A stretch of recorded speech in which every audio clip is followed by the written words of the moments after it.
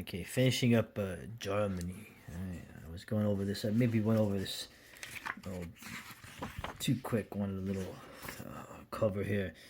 You have the different Munich breweries, right?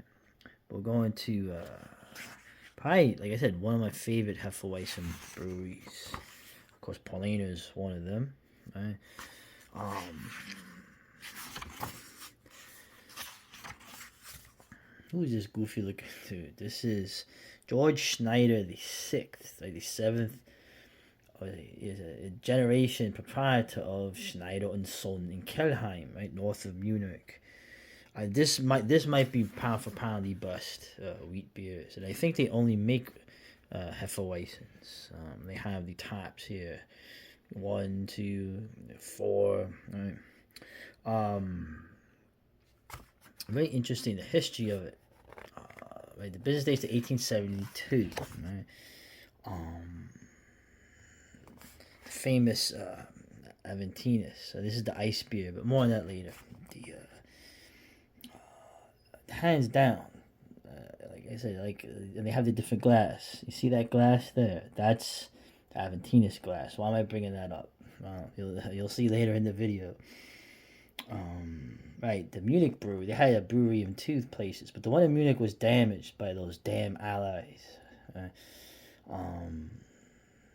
I'm not entirely sure, but I think they used to participate in the Oktoberfest celebrations being a brewery in Munich. But after this happened, I believe that they were not allowed to do that anymore because they said, well, the rule says you must be in Munich and you don't have a brewery in Munich, so you can't do it. I think that might be it. I could be wrong. I gotta look it up more, but I remember reading that somewhere, which is funny because they don't really make any. They only make the wheat beer, so I don't know. You know, if that's true though, it is kind of funny because it's like, bro, give us a break. We got bombed. You know, and apparently too, a couple of weeks after the war ended, that great day, the United States Army gave them permission to brew beer again, but at a lower alcohol and only for their soldiers, right, the Americans, none for the Germans. That is like, to me, that's I would say the final insult, but the insults just keep coming for Germany even now. But I don't want to. Let's not get all on that. I have never tried this yet. In fact, I want to correct that very shortly. Very shortly. The Eisbach. Remember how you used to have the ice beer, the craze, where it's like, oh, the beer's stronger. It's ice beer, Jenny Ice, Labatt Ice, all these kind of ice beers. They're just like, they freeze them and then they take stuff out. The alcohol content goes up. But I really want to try this. So it's like 13% or something like that. So, and of course, rounding it out. Now, there's so many other beer styles, but in Bavaria, we have Bamberg, right? 125 miles to the north of Munich is Bamberg, the traditional home of the Rauch beer, which is literally smoked beer, right? I talked about that. I did a whole video on it. The malted grain used in the brewing of Rauch beer is roasted over the open flame of a beechwood fire, right? The grain is not only roasted to a dark color, but it takes on a distinctive smoky flavor, right? And it's interesting that it's essentially there's more smoked beers coming out now, and it really is a great style, man. But they're rare. They're emulated in small batches by brewers. The people people who know beer, they appreciate the Rauch beer. It's like a hidden pleasure, right? And served with meals, right? Especially barbecue stuff and sharper foods, right? But man, I can vouch for Rauch beer, man. Really, really good. I like how they're branching out. The rot beer. They're using cherry wood, and they had. Unfortunately, I wasn't a fan of the Schwarze beer they made using alderwood, which is dark. It's interesting how they're pairing up the different ones. Of course, the oak doppelbock I told you about, and they have something here. What is it? Stone beer. Steinbier, stone brewed beer. I never heard of that. Never heard of that. So I guarantee you, there's all kinds of Look at that beautiful photo. I love it. I love that photo right there. The architecture, the lights, the gloaming, the twilight. Love it. Love it. And this is the Schneider restaurant. Maybe someday. Someday. Yeah. If I ever get out of this godforsaken country. Oh. Anyway. Yeah, this is the tour of the German beer. I had to do 3 videos. There were so many beer styles in Germany. Many of them are extinct. Yeah. But I just wanted to show the main theme of this thing, also to show pride in the German heritage, is the diversity of beer, the different beers they have, and how good they are. So I couldn't, that's why I had to drink 2 beers each in the video. Except this one might have a little more. So anyway, Wiedersehen to Deutschland. Get some beer. I don't like calling it that word. We'll have some beer. Something, I don't know. Me drinking beer for a couple of minutes. So you can think of worse things. Look at these dudes, man. Yeah, you're gonna miss these dudes when they're gone, man. You can say that for a lot of things. So, and I don't know anything about Austrian beer, Swiss beer, but I do know one thing with my connect. My man, Arkham Reporter, he likes the Schützengarten, but he doesn't like the Feldschlosser. So bad. Good. Okay, later. All right, for time's sake, I already got this baby poured. You gotta pour a little carefully. These Hefeweizens, Weizen Doppelbock, right? 8.2%. Beautiful beer. I love the color too. It's cool.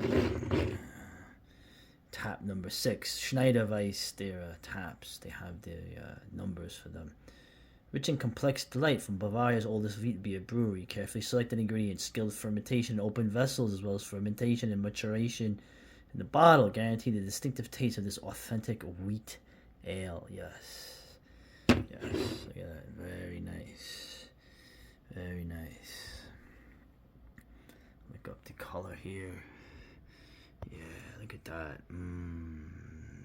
Beer is visual too. People don't realize it. That's why the glassware is very important. Of course, this is not the proper glass. The proper glass, you actually go Kilmeyer's in Staten Island, or what was the place in South Philly?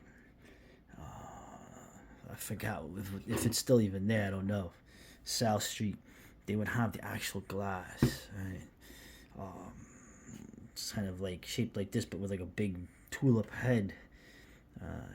Anyway, look at that beautiful thing. Okay, let's have some.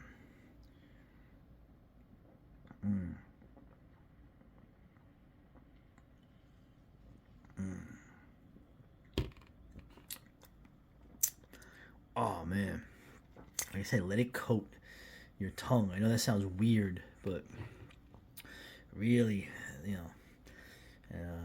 and let it, don't drink it too cold. I know from my European friends it's not an issue, but Americans sometimes they gotta be a slightly colder or much colder. But yeah, this one has to warm up a little bit so all the flavors come out. Yeah, I'll just say everything they say, figs, the tasting notes. I know how it's spicy fruit, something like very much like a Christmas type beer, but this is great year round. Need some more. Hold on.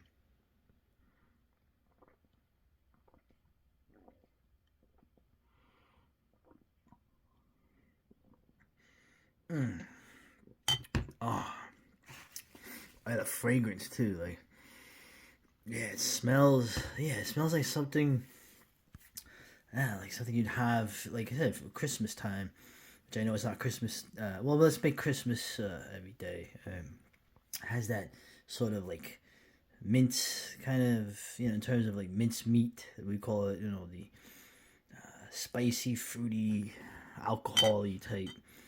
Really nice. Not super bitter. Obviously not super hoppy. There's another beer from them that I'm gonna show you that is.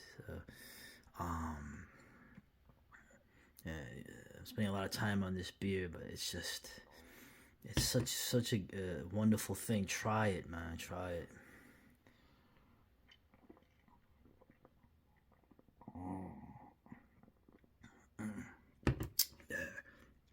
I don't know why they used to be all serious. Now they put eyes on him.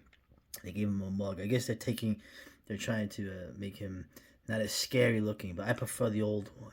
So, this is serious business, and we need serious advertisement. But whatever. Maybe too much. Schneider Weisse. Let's go to another Schneider Weisse. All right, we'll finish this with another Schneider Weisse beer. Tap number, what is this?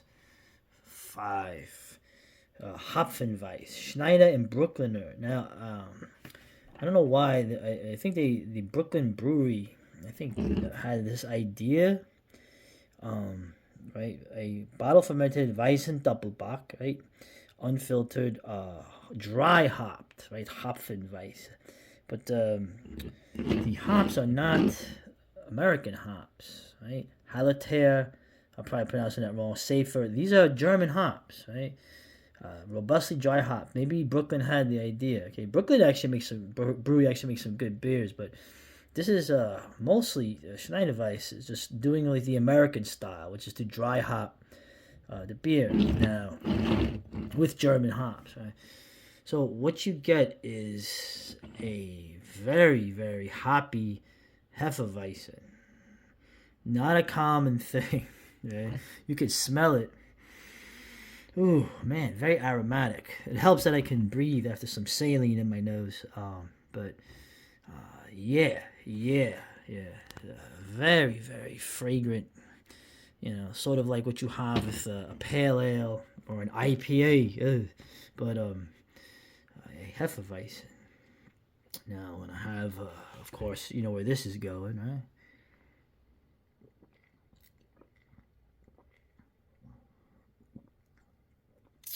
Oh,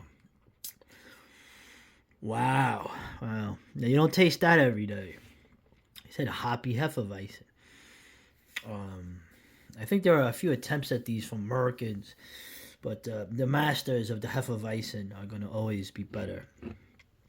So, and dry hopping this is so good.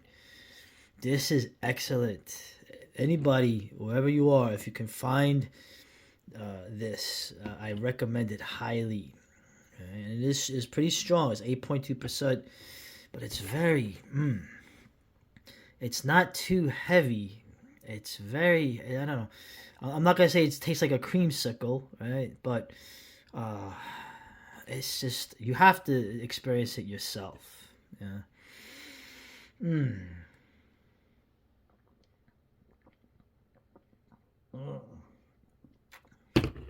Yep. Probably, like I say, American inspiration, German hybrid, but it worked out in this case. So, and auf Wiedersehen to Deutschland. I pray that the beers and the people, the German people, somehow survive into the future. Let's hope. Later.